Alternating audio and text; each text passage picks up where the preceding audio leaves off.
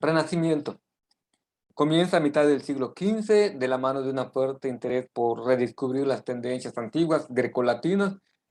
¿Cuáles son sus características? Visión antropocéntrica. El hombre queda en el centro del mundo, el hombre es su tema principal eh, en todos los aspectos, desde la pintura, las construcciones y también en la poesía, también en la escritura, va a estar el ser humano como tema principal de su producción.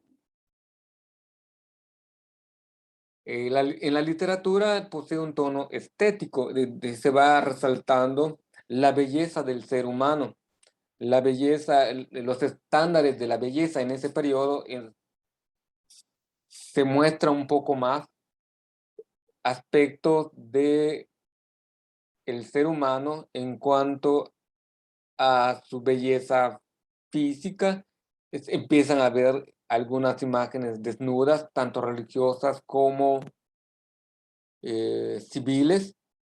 Previo a esto, en la Edad Media, era inconcebible ver una imagen desnuda.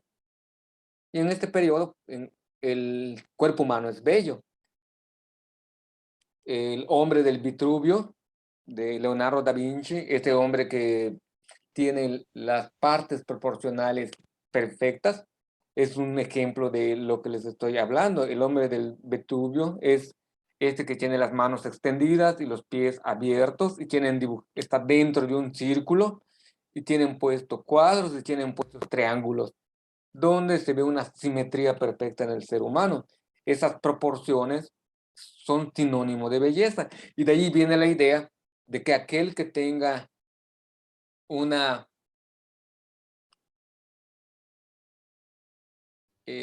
desproporción en el cuerpo, una mano más larga o más corta, un pie más largo o corto, eh, un ojo más pequeño o más grande, empiezan a presentarse como feos. Se podía pensar que era un elemento, vamos a decir, en el periodo de la Edad Media, como un castigo divino. En este periodo era sinónimo de fealdad, porque el equilibrio de la proporción era lo que hacía bello a algo o a alguien. Con el solo hecho de tener dos orejas, dos ojos, las fosas nasales, la boca, las manos, proporcionalmente iguales, ya eras bello. Eh, Van saliendo de los temas religiosos. En el Renacimiento se empiezan a abordar temas acerca de la vida, la muerte, la belleza, la naturaleza, la vida cotidiana. Acuérdense que en el periodo anterior los temas principales eran la religión, la salvación y la condenación.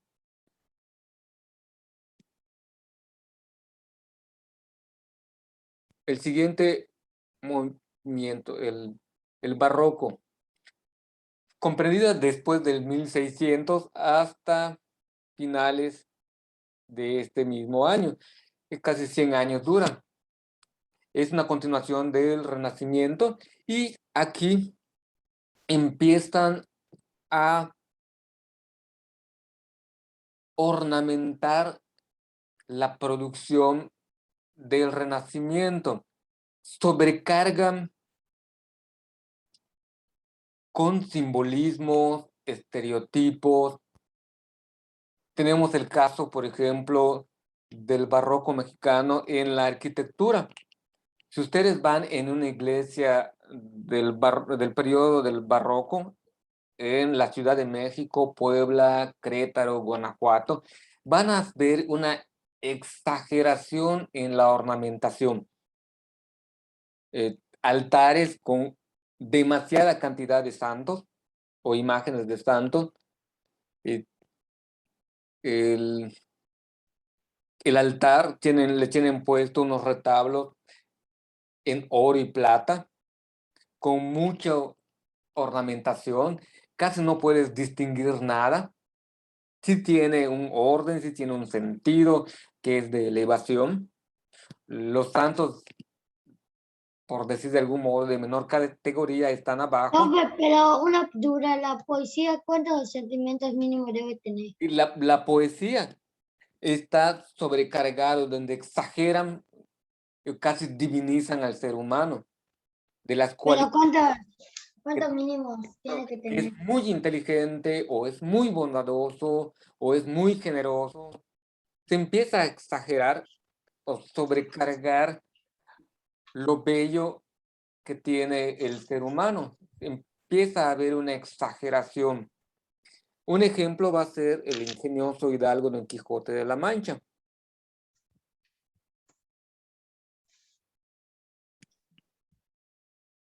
La imagen de Don Quijote, una crítica a la sociedad del periodo medieval, pero una exageración en las cualidades humanas. Pues, no sé si te acuerdan o han leído parte de Don Quijote de la Mancha, donde él quería enderezar entuertos los problemas de los demás. Él, como un hidalgo, como una persona, un caballero noble, iba a ofrecerse de modo voluntario, sin cobrar un solo peso, para resolver los entuertos. Son problemas, resolver los problemas de los demás. Esa bondad y generosidad humana están exageradas, porque no sucedía tal cual, pero sí manifiestan que el hombre es capaz de esa bondad, de esa generosidad, y en la escritura se exagera esas cualidades de los seres humanos.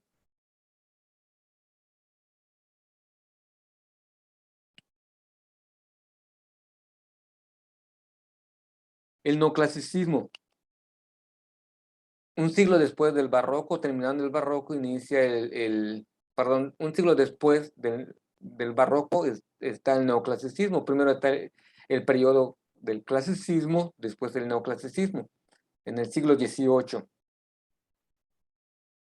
Busca retornar hacia lo clásico, pero tiene un dejo de como resentimiento. Es aquí donde empieza a haber una producción algo de frialdad o frívolo en su modo de escribir, como si fuera demasiado racionalista y quitándole los elementos de las emociones y los sentimientos.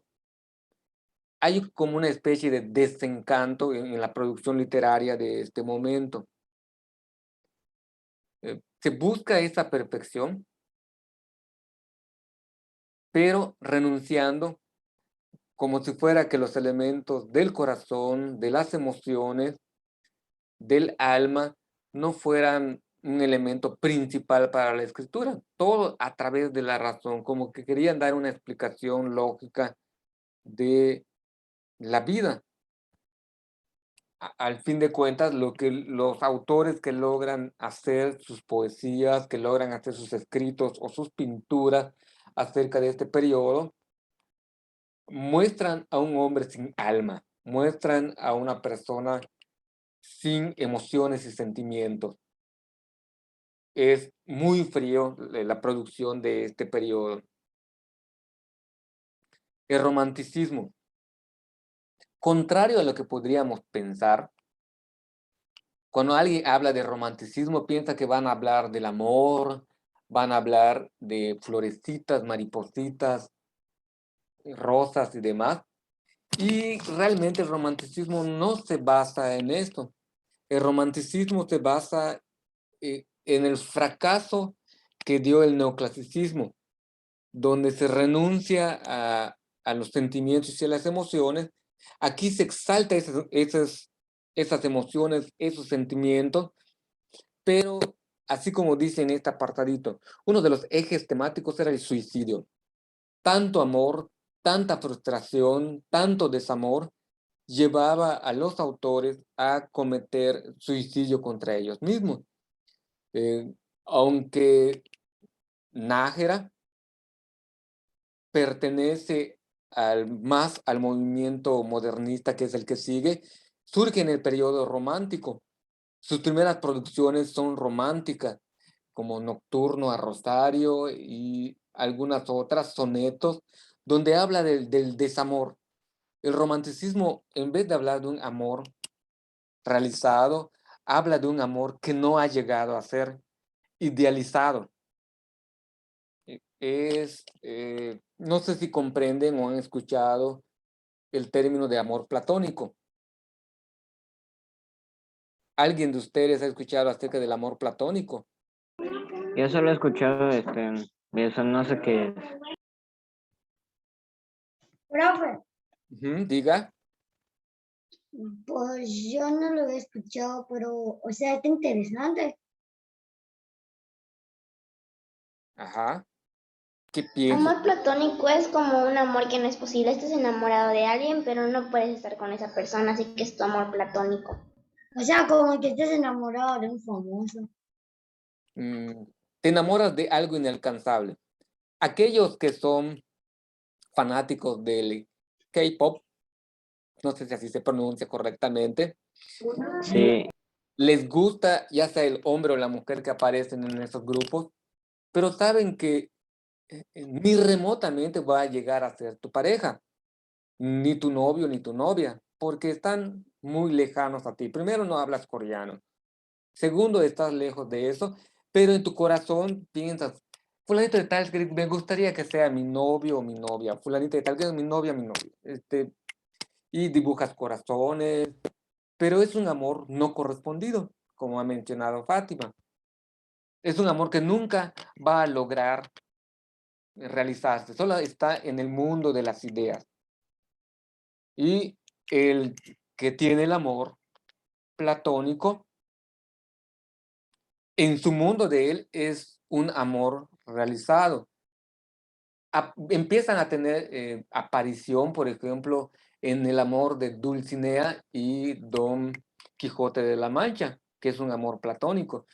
Don Quijote de la Mancha en todo momento habla de la belleza, de la bondad, de la generosidad de su dama, Dulcinea, y que realmente no era una dama de la nobleza, era una campesina que vivía cerca de su casa, pero la idealiza.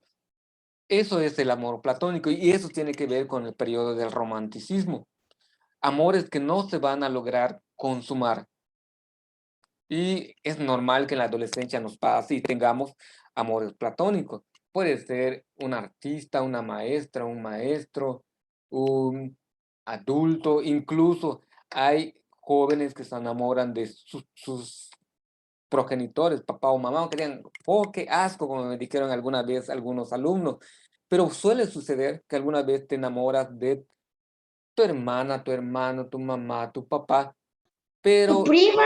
tu prima, tu primo, pero ¡Norteños! si la misma experiencia, parte de tu adolescencia, te va ayudando a reconocer que es un amor platónico, que no puede realizarse porque en nuestra sociedad no está permitido. Y te vas centrando y llevando a lo que tenemos ahora, el realismo, la cruda realidad, lo que es en verdad. Es muy similar al neoclasicismo, en donde se vuelve a retomar el elemento de la razón. Lo único que añade el realismo va a ser al hombre completo. Un hombre que tiene emociones, que tiene sentimientos, que está ligado con la naturaleza y cuando escribe, escribe desde ese ser individual del hombre, con esa doble dimensión, que somos razón y somos corazón. A eso se refiere el realismo, que se plasma en un naturalismo. Ustedes no pueden negar que tienen emociones y sentimientos, pero también tienen razón. Y aunque la razón te diga algo, el corazón te puede ordenar, o las emociones y sentimientos te emocionan otra cosa. ¿Cómo concilias esta vida del ser humano? El realismo trata de responder a esa situación particular donde se ubicaba el hombre. ¿Y qué es lo que sucede? Chispas, vienen las guerras. Con el modernismo, lo que se va a resaltar en la escritura, en la poesía, va a hacer ese avance de la tecnología. Hay poesías, como vimos en primer año, donde los autores plasman su poesía a través de objetos y la poesía es el objeto, que es una forma de manifestar ese avance tecnológico. Hay una que se llama el avión, otra que se llama el carro, el puñal. Se van haciendo que esos elementos de la modernidad, del desarrollo tecnológico, se haga presente también dentro del contexto. Profe, en mi poesía que yo hice solo encontré 4, porque muchos se repetía mucho alegre, se repetía mucho la tristeza. Ok, ahorita lo vemos. Y el último, la generación del 27, donde viene la cuestión del vanguardismo, que es una consecución del modernismo. En este afecta mucho más las guerras mundiales. En el previo lo que afectan son las guerras entre los diferentes países. Sucede durante la guerra de los 7 años, sucede también la guerra y las independencias de los Estados Unidos, de los países latinoamericanos, se van independizando. Durante todo este periodo está el modernismo. La generación del 27 se da entre las dos guerras. En el 18, del 14 al 18 es la Primera Guerra Mundial, y del 38 al 45 es la Segunda Guerra Mundial. La generación del 27 empieza a hablar del desencanto de ese hombre moderno, de ese hombre realista, que fue capaz de acabar consigo mismo, con mostrar que la tecnología y el desarrollo lo utilizó para su propia destrucción. Su poesía habla de eso, habla de ese desencanto, de esa decepción del ser humano por sí mismo.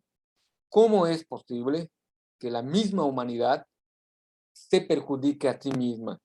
Y en toda la producción de estos autores, Vicente Huidobro va a ser un máximo exponente, lo va a ir manifestando en todo momento, esa decepción que siente por la humanidad. Hoy en día tenemos otros movimientos literarios que hablan de una realidad, primero, acelerada. Nosotros vivimos una fragmentación de la realidad, vivimos en fragmentos, sobre todo en este tiempo de pandemia, nos permite vivir esta realidad tan fugaz. Lo veo hoy y ya no existe. Mi conocimiento está basado y ligado directamente a la tecnología. Lo sé mientras yo tenga mi celular, o lo sé mientras yo esté frente a una máquina que me pueda resolver el conflicto, el problema, la duda que tengo. Si me desvinculan de ese aparato, de esa tecnología, dejo de saber. ¿No les ha pasado, no lo han sentido ustedes? En mis tiempos, por ejemplo, no permitían que usáramos calculadora hasta bachilleres. Y hoy en día desde primaria les permiten usar calculadora. Todos los cálculos los hacíamos mentalmente y nos aprendíamos las tablas de multiplicar así una por otra. Si hoy uno de ustedes no tiene una calculadora a su lado, no pueden hacer las multiplicaciones del seno, coseno y tangente. ¿Cómo multiplico tantos numeritos con punto decimal? Nosotros nos pedían que lo hagamos. Terminamos casi en una página completa, haciéndola, acomodando el orden que debe llevar esa multiplicación. Y después contando cuántos números tenemos que correr del punto para que obtengamos ese 1.427.000, por decirles algo. Así lo trabajamos. Hoy en día ustedes rápidamente meten la información en su celular o en su computadora y les tira el resultado. El proceso ya no lo tienen. Y no quiere decir que está mal, por supuesto que no. Es el periodo que les toca vivir. Si el maestro les pregunta algo, Enseña matemática, maestro. googleas y encuentras la respuesta. Pero si no lo tienes, no tienes el conocimiento. A eso me refiero con nuestra realidad fragmentada y nuestro conocimiento volátil. En ese momento lo aprendí, en ese momento me sirvió, me fue útil, me resolvió un conflicto, puede ser un examen, puede ser una tarea, y así estamos habituados y así van a estar en sus trabajos ustedes. El trabajo del futuro está muy vinculado al dominio de las tecnologías y que tanta habilidad tengas para poder resolver conflictos de la vida laboral. O sea, no es tan mal lo que están haciendo ustedes, es parte de la realidad que les toca vivir. Pero la poesía que se escribe hoy en día gira en torno a esta realidad. ¿Sale? ¿Hasta aquí alguna duda? Seguro. Pasamos a las poesías para que les muestre cómo va a ser el ejemplo.